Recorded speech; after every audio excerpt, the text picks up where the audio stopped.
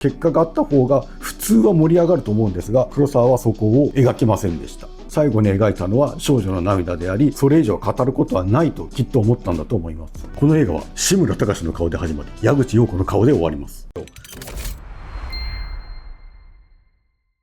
この映画は軍需工場の生産力を上げるために少女たちが頑張る、そんな話です。ところが黒澤明はこの目標を達成したのかどうかを描きません。その代わり画面に残るのは一人の少女の顔とこぼれ落ちる涙です。国家のための映画なのに黒澤のカメラが最後に見つめるのは国家ではない。今回は黒澤明の監督第2作一番美しくから制約だらけの映画の中で黒澤が何を一番美しいと思ったのかを考えていきたいと思います。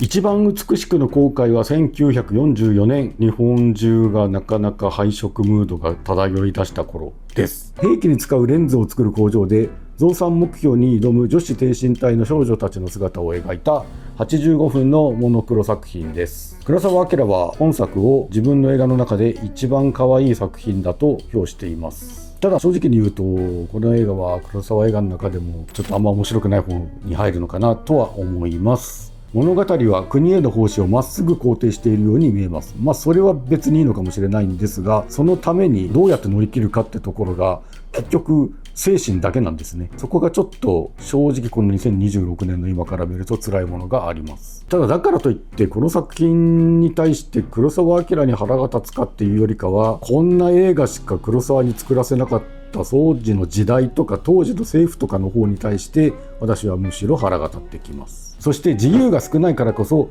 黒澤がどうしても撮りたかったものというのが自然に見えてきてしまう、そんな一面もあるんじゃないかなと思います。ここから映画のネタバレです。結末まで全部ネタ喋ります。なのでこの動画は映画を見てから見るか、ネタバレが嫌な人は概要欄から最後の結末に飛んでください。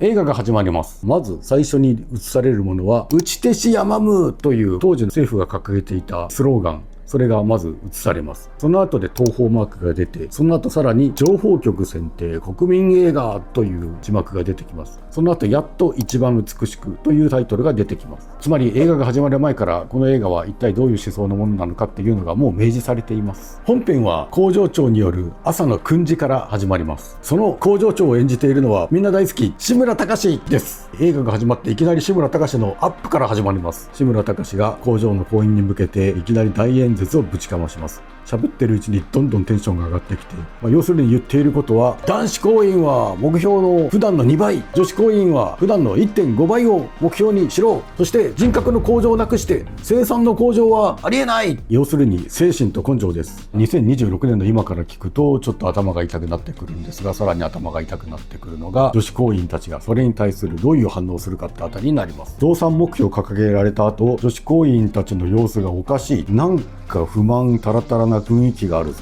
一体どういうことだと思ったら、女子工員たちを代表してリーダー役の渡辺鶴という少女主人公がやってきて、みんなの不満を工場の幹部に伝えるんです。仕事が多いからとか大変だとかそういうことを言いに来たのかなと思ったら、なんと渡辺鶴が言うにはこうです。女子の増産目標が男子の半分なんでちょっと少なすぎませんか、せめて3分の2を目標にさせてくれと言ってくるのです。この渡辺鶴を演じているのは矢口陽子さん、後に黒澤明の妻になる方です。実際の撮影現場において黒澤と矢口は仲良くしていたわけではありません。黒澤はこの映画でセミドキュメンタリー形式っていう形で映画を撮ろうと思い、ただの俳優としての仮面を引っ剥がしたくて、全員を本当の女子挺身隊と同じように合宿させ、共同生活で働かせて、そういう中で撮っていったっていうことです。そこで女子工員役たちの不満を代表して黒澤に伝えていたのが主役だった矢口陽子というところで、矢口と黒澤は随分やり合ったそうです。もうバッチバチ喧嘩腰みたいな感じで撮影をしていたというふうに黒澤の自伝には書いてありました。さてこのセミドキュメンタリー的な撮り方によって彼女らは単なる国のために働く美しい記号的な存在ではなくなってきます。仕事に疲れるし、おしゃべりもする、体調も崩す、失敗もする。国策映画だったらもっと美しく撮ってもよかったと思うんですが、黒澤は彼女たちが疲れていく様もつぶさにカメラに撮っていきます。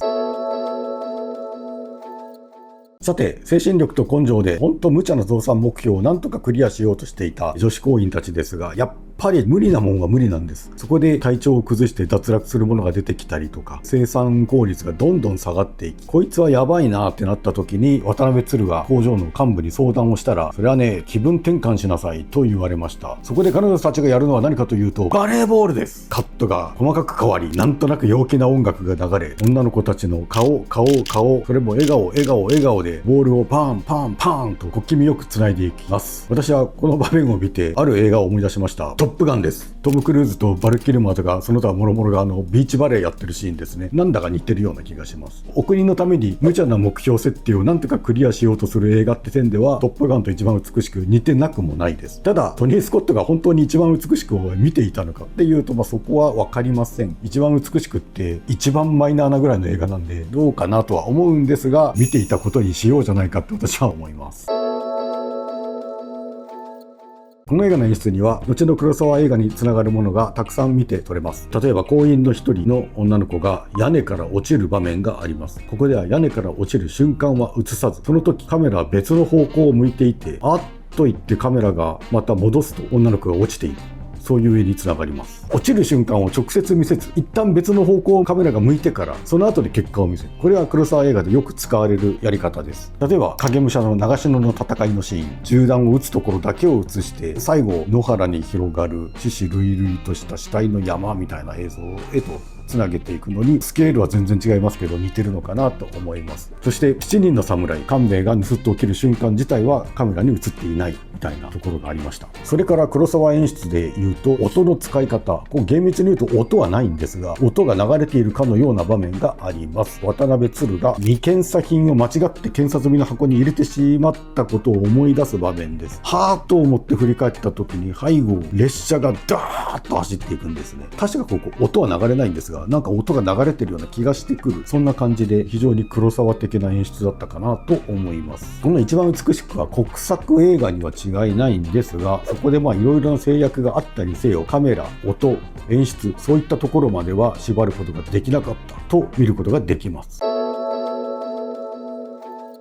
ただし、だからといって一番美しくが黒沢が密かに国家に抵抗した反戦映画だっていうと、それは違うと思います。劇中のとある場面、毎朝少女たちは鼓笛隊の演奏をしながら工場へ向かっていくんですが、その彼女たちが歩きながら字幕がちょこちょこと入ってきます。タラワ、マキン、クエゼリン、ルオット。正直私あんまり戦士に詳しくないもので、出てくるカタカナの単語が何を意味しているのか最初は全然分かりませんでした。調べてみると南太平洋の島々の名前であり、激戦地で日本軍が玉砕したところだそうです。それに対しての説明とかは一切ないんですが、当時としては常識だったのでしょう。その字幕を出しながら進めていくっていうところで、少女たちは私たちも玉砕した兵士さんたちのためにも一生懸命頑張ろう、国のために戦争に向けて頑張ろうっていう姿を重ねているんじゃないのかなと思います。今の平和な時代だから言えることではあるのですが、本来国にいる国民が兵士たちのためにできる最善のことは、戦争を早く終わらせて兵士を国に返すことではないかと思います。兵士が戦い続けるための兵器を作り続けることではないと私は思います。ただ大日本帝国のまさに戦争中のそんな時代にそんなことを言った瞬間に特攻に捕まるでしょうねと思います。だから映画でそういうところを描けないのは仕方がないんですが、仕方ないから撮ってるという感じでもないんですね。ここは黒澤明も当時の日本人としては普通の感覚だったのかもしれません。黒澤が戦争に反対していたとか国に対して抵抗していたってわけではないだろうことは黒澤の自伝にも書いてあります。それによると、戦争中の私は軍国主義に対して無抵抗であった。残念ながら積極的に抵抗する勇気はなく、適当に迎合し、あるいは逃避していたと言わざるを得ない。これは恥ずかしい話だが正直に認めねばならぬことだと自伝に書いています。だから後から都合よくこの映画で黒澤は戦争に反対していたとか軍部に抵抗していたとかっていうのは違うんじゃないかなと思います。だからこそ見ていて苦しいものを感じるわけであります。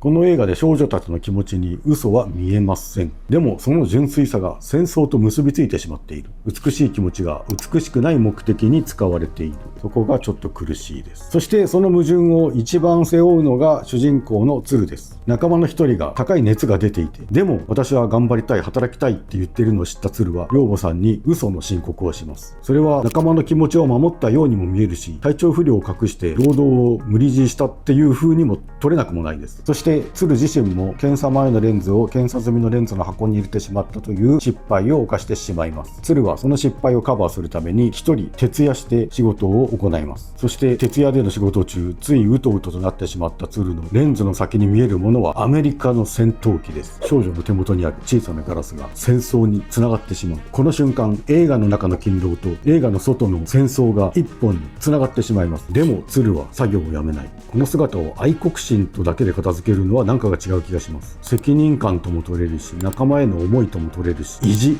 とも取れます。黒沢はその気持ちを一つの言葉に整理しないまま最後の場面に進みます。増産協調期間の終了が近づいた頃、鶴に実家の母親が亡くなったという知らせが届きます。工場の人たちは仕事はいいから故郷へ帰りなさいと言います。でも鶴は残って仕事をします。女房の水島先生は鶴は本当にいい子になったと鶴のことを褒めます。しかしここは脚本としてはどうなんでしょうか。つまり映画の冒頭で鶴が言うことを何も聞かない不良みたいな女の子だとしたら、その女房さんの言葉はわかるんですけれども、鶴は登場の場面からみんなをまとめるしっかりした女の子だったではないですか。だからそこに鶴の成長というものがあるのかって言われると、そういうわけではないのかな。そう思うと女房さんのいい子になったっていうのは一体何と比較していい子になったんだっていうのはちょっとわからないです。ですがその後の長回しの場面は非常に心に刺さります。鶴は一人で黙々とレンズの検査を続けます。作業する手は止めません。そしてこぼれ落ちる涙も止まりません。この映画で一番美しい場面です。そしてさらに見終わったと考えてみたら、この映画って増産目標を達成できたのかどうかっていうのがどこにも説明されません。つまり国策映画だったらついに達成だとか、クソ惜しくも達成できなかった悔しいとか、どっちでもいいんです。何か結果があった方が普通は盛り上がると思うんですが、黒沢はそこを描きませんでした。